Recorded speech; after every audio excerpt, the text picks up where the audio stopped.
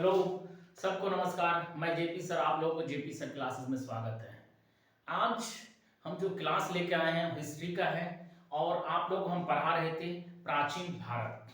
तो प्राचीन भारत का एक टॉपिक हम पढ़ा चुके हैं जो हड़प्पा सभ्यता। आज हम लेके आए हैं दूसरा टॉपिक जिसका नाम है वैदिक काल सभ्यता। तो इसके ऊपर में हम लोग आज पढ़ेंगे क्योंकि बहुत इंपॉर्टेंट क्वेश्चन है। बहुत सारा स्टूडेंट लोग का डिमांड था सर हिस्ट्री पे क्लास मेरे को दीजिए, ठीक है, कि हिस्ट्री का क्लास दीजिए। इसीलिए हमने हिस्ट्री का बहुत इंपॉर्टेंट चैप्टर लेके आए हैं जो कि हर एग्जाम में ये आता है। अब बड़े बड़े एग्जाम देते हैं, सबसे ज्यादा यूपीएससी, एसएससी, रेलवे, जो इस टॉपिक से क्वेश्चन आता ही आता है। तो इसीलिए इस क्वेश्चन को, इस टाइप का टॉपिक को जरूर देखिएगा और 100% हम सारा निचोड़ आपको पढ़ा देंगे। इसमें किस तरह से क्वेश्चन आता है, किस टाइप का आता है, सारा कुछ हम बताएंगे, ठीक है। तो हम आपको नोट्स बनवा देंगे, ठीक है। चलिए हम लोग देखते हैं। इससे पहले हम लोग पढ़े थे क्या, हड़प्पा सभ्यता। आज पढ़ेंगे क्या, वैदिक सभ्यता। तो सर जी हड़प्पा सभ्यता क्या था, ये तो हमको बताए थे। हड़प्पा सभ्यता ऐसा सभ्यता था, बहुत अच्छा सभ्यता था और ये नगरीय सभ्यता था। मतलब हम लोग मानते हैं क्या, जो एक शहरी जीवन वहां पे आदमी जी रहा था हड़प्पा सभ्यता में। लेकिन वैदिक सभ्यता क्या है, वैदिक सभ्यता में क्या हुआ, इंसान ग्रामीण जीवन जीने लगा। मतलब एक तरह से उल्टा होने लगा। मतलब क्या, पहले क्या था, जो इंसान शहरी जीवन से कहां पे आ गया, ग्रामीण में। तो इस तरह से हम मान सकते हैं कि भारत का जो इतिहास है ना, एक उल्टा इतिहास भी हम बोल सकते हैं, ठीक है। पहले क्या था, शहरी जीवन जी रहा था हड़प्पा सभ्यता में। सिंधु घाटी सभ्यता में कैसे जीवन जी रहा था, शहरी। अब कैसे जीवन जी रहा है, वैदिक सभ्यता में ग्रामीण जीवन जिएगा। तो इसके ऊपर में हम लोग देखेंगे वैदिक सभ्यता आया कहां से, कौन लेकर आया, सारा कुछ हम देखते हैं। वैदिक सभ्यता का जो संस्थापक था उसको आर्य को माना जाता है। आर्य जो है इनका संस्थापक था। तो आर्य तो सर था, लेकिन ये कहां से आया था, क्या आया था, इसके बारे में हम देखें, ठीक है। तो वैदिक सभ्यता का संस्थापक किसको माना जाता है, आर्य। आर्य का मतलब क्या होता है, श्रेष्ठ, ठीक है, याद रखिएगा। और आर्य का जो भाषा था ना, वो सांस्कृतिक था, इसीलिए संस्कृत था, इसीलिए उसको नाम दिया वैदिक सांस्कृतिक के नाम से भी जाना जाता है। इसीलिए तो आर्य का भाषा क्या था, संस्कृत था, ये भी ध्यान रखिएगा। और आर्य का मतलब क्या होता है, श्रेष्ठ। ये जो वैदिक सभ्यता है ना, उसको दो भागों में बांट दिया गया। वैदिक सभ्यता को दो भागों में बांट, एक ऋग्वेदिक काल जिसका नाम है पूर्व वैदिक काल, और उस दूसरा क्या है, उत्तर वैदिक काल। ये जो ऋग्वेदिक काल है, ये कितना ईसा पूर्व से कितना ईसा पूर्व था, तो 1500 ईसा पूर्व से लेके 1000 ईसा पूर्व तक था। उसके बाद उत्तर वैदिक काल 1000 ईसा पूर्व से 600 ईसा पूर्व, यह याद रखिएगा, ठीक है। तो ऋग्वेदिक काल और उत्तर वैदिक काल, ये सब होता क्या है। तो ऋग्वेदिक काल में हम लोग क्या पढ़ेंगे, जो ऋग्वेदिक काल में हम वो भी पढ़ेंगे जो जैसे हम लोग का वेद का रचना 4 हुआ था। आप लोगों को पता होगा वेद कितना है, 4। ऋग्वेद, उसके बाद में यजुर्वेद, सामवेद, अथर्ववेद, ठीक है, ये 4 वेद हम लोग का था। तो ऋग्वेदिक काल में हम पढ़ेंगे, ऋग्वेद काल के समय के बारे में पढ़ेंगे। उसके बाद में उत्तर वैदिक काल में हम ये 3 वेद के बारे में पढ़ेंगे, ठीक है। तो ये तो वेद जो था वो कैसे है, किस तरह से है। तो वेद शब्द का जो विकास हुआ था वो वेद से हुआ था, याद रखिएगा। वेद शब्द का जो विकास हुआ था ना, वो वेद से हुआ था, ठीक है। जिसका अर्थ क्या होता है, ज्ञान। जिसका अर्थ क्या होता है, ज्ञान, ठीक है। तो वैदिक शब्द का विकास वेद से हुआ था, जिसका अर्थ क्या है, ज्ञान। इतना ध्यान रखिएगा, ठीक है। तो ये वैदिक सभ्यता जो था वो आर्य का आर्य ने स्थापना किया था। तो ये आर्य कहां से आया था, तो बहुत सारा विद्वानों का अलग अलग कहना था। इसके बारे में हम लेकर जितना भी मतलब कि विद्वान लोग था, अलग अलग कहना था। जो वेद यहाँ से आए थे, कोई बोले यहाँ से आए थे। तो इसके बारे में हम जानते हैं जो आर्यों का मूल स्थान कहाँ था, कहाँ कहाँ था।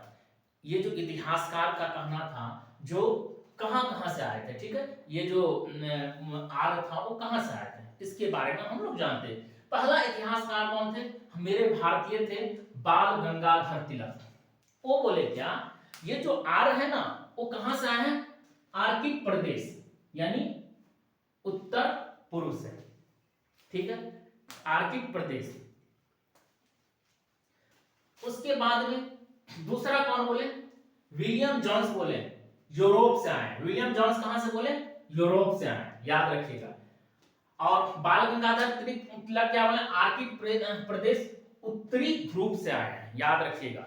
सबसे इंपॉर्टेंट क्वेश्चन, बाल मेरे भारतीय जो थे बाल गंगाधर तिलक वो क्या बोले, आर्किक प्रदेश उत्तरी ध्रुव से आए हैं, याद रखिएगा। फिर दूसरा कौन बोले, विलियम जोन्स क्या बोले, यूरोप से आए हैं। तो उन पे संबंध में फिर तीसरा बोले मैक्स मूलर बोले कि नहीं भैया ये तो मध्य एशिया से आए हैं, समझ गए। तो मैक्स मूलर क्या बोलते हैं, ये मध्य एशिया से आए हैं। उसके बाद में चौथा स्वामी दयानंद बोले क्या, तिब्बत से आए हैं।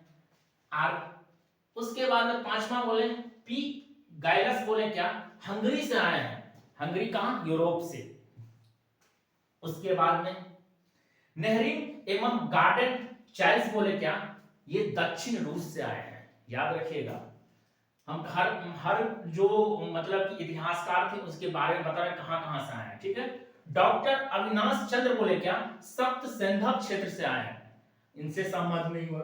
उसके बाद में बोले क्या, नहीं भैया आपसे हम संतुष्ट नहीं है। डॉक्टर संपूर्णानंद बोले नहीं, ये आल्प्स पर्वत से आए हैं जो कि यूरेशिया में है, यहां से आए हैं। फिर उसके बाद में हम पंडित गंगानाथ झा बोले क्या, नहीं बाहर से देश से आए हैं, याद रखिएगा।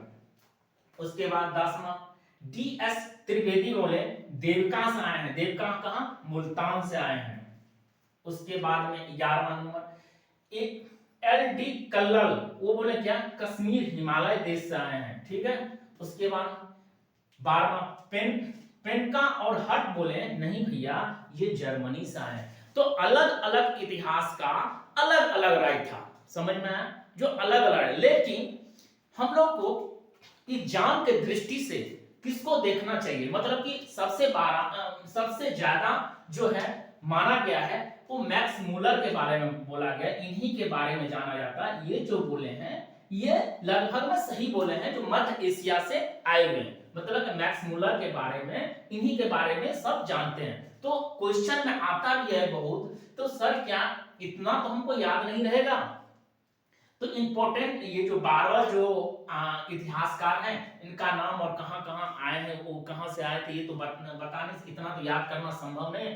तो देखिए आपको हम बताते हैं आजकल में क्वेश्चन के स्टैंडर्ड लेवल बहुत हाई होते जा रहा है, तो आपको हर क्वेश्चन को याद रखना ही होगा। लेकिन कुछ पॉइंट ऐसा है जो जरूर उसको याद रखिए, जो कि एग्जाम के लिए आपका इंपॉर्टेंट है, ठीक है, वो हम आपको नोट डाउन करवा देते हैं। जैसे बड़े बड़े एग्जाम आप यूपीएससी दे रहे हैं तो आपको पूरा रखना पड़ेगा, तभी आप IAS बन पाइएगा। लेकिन कुछ रेलवे SSC बैंकिंग वाले बच्चे जो है और स्टेट लेवल का एग्जाम, तो वो थोड़ा कुछ कम भी रखेंगे ना तो उसका चल जाता है, वहां से क्वेश्चन ज्यादा इंपॉर्टेंट क्वेश्चन तो याद रखिएगा। अच्छा आप ये मैक्स मूलर के बारे में सबसे पहले आप ये चीज याद है, मैक्स मूलर बोले थे मध्य एशिया से आए थे, बहुत बार क्वेश्चन आया जो मैक्स मूलर जो बोले थे कहां से आए हैं, आर तो कहां से आए, मध्य एशिया से आए, ठीक है। उसके बाद भारत का स्वामी दयानंद के बारे में आप याद रखिएगा, बाल गंगाधर के बारे में, तिलक के बारे में याद रखिएगा। उसके बाद में आप डॉक्टर संपूर्णानंद के बारे में याद रखिएगा, ठीक है। ये चीज आप 4-5 को जो हम बता रहे हैं इनके बारे में याद आप जरूर रखिएगा, क्योंकि ये एग्जाम में बहुत इंपॉर्टेंट है। और दो तो बहुत इंपॉर्टेंट है आपका, बाल गंगाधर तिलक और मैक्स मूलर, ठीक है। तो इसी के साथ हम आपको बता दिए वैदिक सभ्यता का संस्कृति क्या है, इसके बारे में कहां से आया था, कैसे आया था, ये सारा। अब अगले क्लास में जो हम पढ़ेंगे सर वो क्या पढ़ेंगे, हम पढ़ेंगे ऋग्वैदिक का और उत्तर वैदिक काल में डिफरेंस क्या था, क्या, तो ये चीज हम पढ़ने वाले हैं नेक्स्ट क्लास में। तो आज के लिए इतना ही, और नेक्स्ट क्लास जरूर देखिएगा।